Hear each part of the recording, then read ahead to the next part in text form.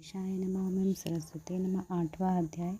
सूत जी बोले, प्रजापति ब्रह्मा जी का यह वचन सुनकर प्रसन्नचित्त हो नारद जी उनसे कहने लगे। नारद जी बोले, हे ब्रह्मणे विदेहि महाभागे विष्णु शिष्य, हे महामति पर तत्व के प्रकाशक तथा शिव भक्त, आप धन्य हैं।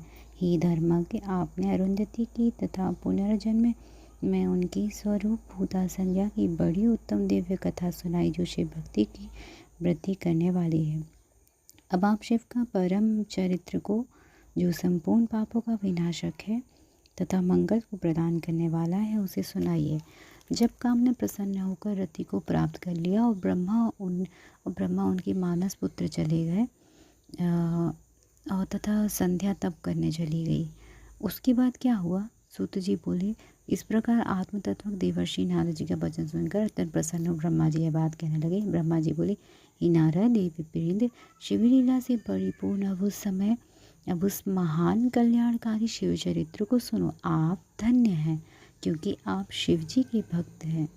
हे तात, पहले जब मैं शिव माया से मोहित होकर अंतर्ध्यान हो गया, तब शिव के वाक्य रूपी विष से दुखी हो अपने मन में विचार करने लगा। शिव माया से मोहित हुआ मैं बहुत देर तक अपने चित्त में विचार करके उनसे जिस प्रकार ईर्ष्या करने लगा, उसे आपसे बताता हूँ। सुनिए, तत्पश्चात मैं वहाँ पहुँचा जहाँ दक्ष आदि स्थित थे, और वहाँ रति सहित कामदेव को देखकर मैं कुछ मदमत्त हो गया। ही नारद,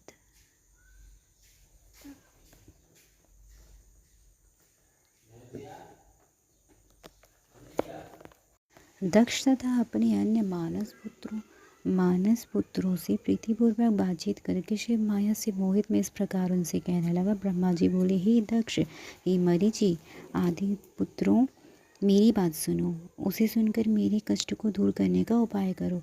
स्त्री के प्रति मेरी अभिलाषा देखकर महायोगी शिव ने मेरी निंदा की है। उन्होंने मुझे तथा तुम लोगों को बहुत फटकारा। उनके कारण से मैं दुख से संतप्त हूँ और कहीं भी मुझे चैन नहीं मिलता। अतः जिस प्रकार वे भी स्त्री का ग्रहण करें, वह यत्न करो।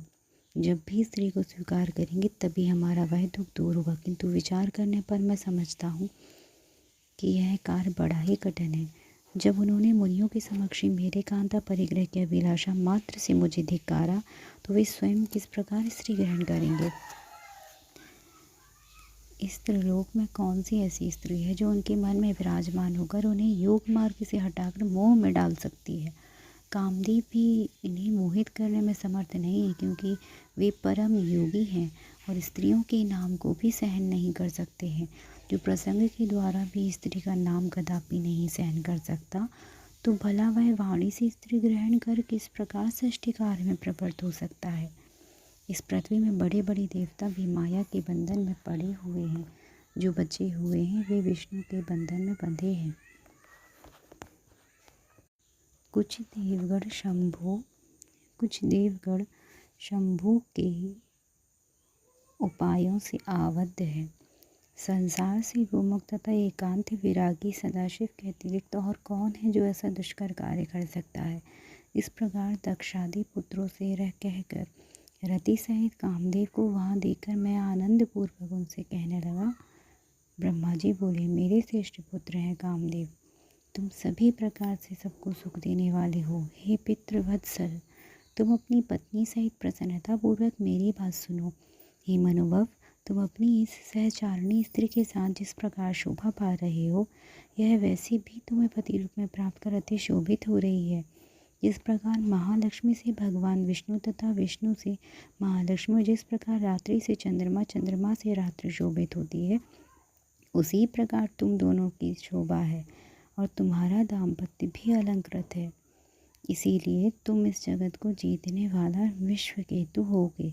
हे वत्स, तुम संसार के हित के लिए महादेव को मोहित करो, जिससे प्रसन्न मन वाले शंकर शीघ्र विवाह करें। निर्जर स्थान में, उत्तम प्रदेश में, पर्वत पर अथवा तालाब के तट पर जहाँ भी शिव जी जाएं, वहीं तुम अपनी इस पत्नी के साथ जाकर इन जितेंद्रिय तथा स्त्री सहित शंकर जी को मोहित करो। इस संसार में तुम्हारे अतिरिक्त और कोई दूसरा इसको मोह में डालने वाला नहीं है। हे मनोभव, शंकर जी के अनुराग युक्त हो जाने पर तुम्हारी भी शाप की शांति हो जाएगी, अतः तुम अपना हित करो। यदि महेश्वर सानुराग होगा, स्त्री की अभिलाषा करेंगे तो वे श्रेष्ठ शिव तुम्हारा ही उद्धार कर देंगे। इसीलिए तुम अपनी स्त्री के साथ लेकर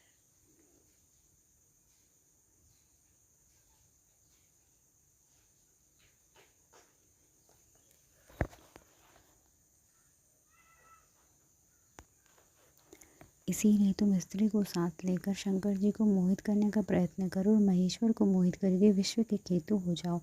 ब्रह्मा जी बोले, संसार के प्रभु और अपने पिता मुझ ब्रह्मा की यह बात सुनकर वह कामदेव मुझ पर जगतपति से कहने लगा। मनमत बोला, हे प्रभु, मैं आपकी आज्ञा अनुसार शिव जी को मोहित करूँगा, किंतु हे भगवान, स्त्री ही मेरा मुख्य अस्त्र है, अतः शंकर जी की योग स्त्री का निर्माण कीजिए, जो मेरे द्वारा शिव जी को मोहित करने पर उनका पुनः मोह कर सके। हे दाता, इसका उत्तम उपाय अब कीजिए।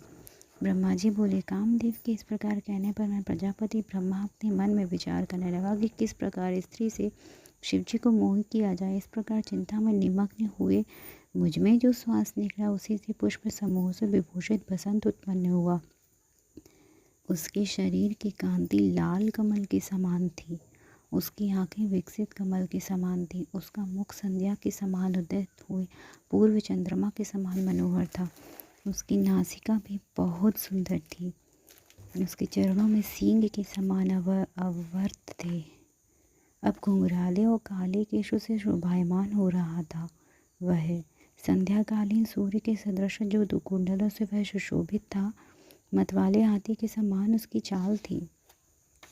उसकी भुजाएं लंबी तथा मोटी थी, उसका कंधा अत्यंत ऊंचा था, उसकी ग्रीवा शंख के समान थी, उसका वक्षस्थल बहुत चौड़ा था, मुखमंडल स्थूल तथा सुंदर था, उसके सभी अंग सुंदर थे, वह श्याम वर्ण का था, सभी लक्षणों से युक्त वह सबको मोहित करने वाला, काम को बढ़ाने वाला तथा अत्यंत दर्शनीय था। इस प्रकार पुष्प कुशों से सुशोभित हुए बसंत को उत्पन्न होते ही सुगंधित वायु चलने लगी, वृक्ष भी फूलों से लद गए, सैकड़ों कोयलें मधुर पंचम स्वर में बोलने लगी और बावलियाँ विकसित तथा स्वच्छ कमलों से युक्त हो गई।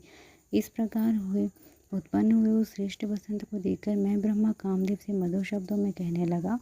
ब्रह्मा जी बोले, हे पुत्र कामदेव तुल्य, यह बसंत अब तुम्हारे लिए अनुकूल मित्र उत्पन्न हो गया। अब यह तुम्हारी सब प्रकार से सहायता करेगा। जिस प्रकार पवन अग्नि का मित्र बनकर सदा उसका उपकार करता रहता है, उसी प्रकार यह बसंत भी तुम्हारा मित्र बनकर सदा तुम्हारे साथ रहेगा। रमण में हेतु के कारण यह तुम्हारा साथ निवास करेगा, इसीलिए इसका नाम बसंत होगा। लोक का अनुरंजन तथा तुम्हारा अनुगमन ही इसका कार्य होगा। बसंत कालीन यह मलयानिल इस बसंत का श्रृंगार बनकर इसके मित्र रूप में बना रहेगा, जो सदा तुम्हारे अधीन रहेगा। जिस प्रकार तुम्हारे मित्र रहते हैं, उसी प्रकार ये विभोग आदि हाव और 64 कलाओं रति के साथ सुरहत होकर रहेगी। हे काम, तुम अपने इस बसंत आदि सहचरों रति के साथ उद्यत होकर महादेव जी को मोहित करो। हे तात, अब मैं यत्न पूर्वक अच्छी तरह मन में सोच विचार कर कामिनी को प्राप्त करूँगा, जो भगवान शंकर को मोहित कर लेगी। ब्रह्मा जी बोले, इस प्रकार मुझे सर्वश्रेष्ठ ब्रह्मा के कहने पर उस कामदेव ने पत्नी सहित मेरे चरणों को प्रणाम किया। पुनः दक्ष एवं मेरे मानस पुत्रों को प्रणाम कर कामदेव उस स्थान पर गया जहाँ आत्मस्वरूप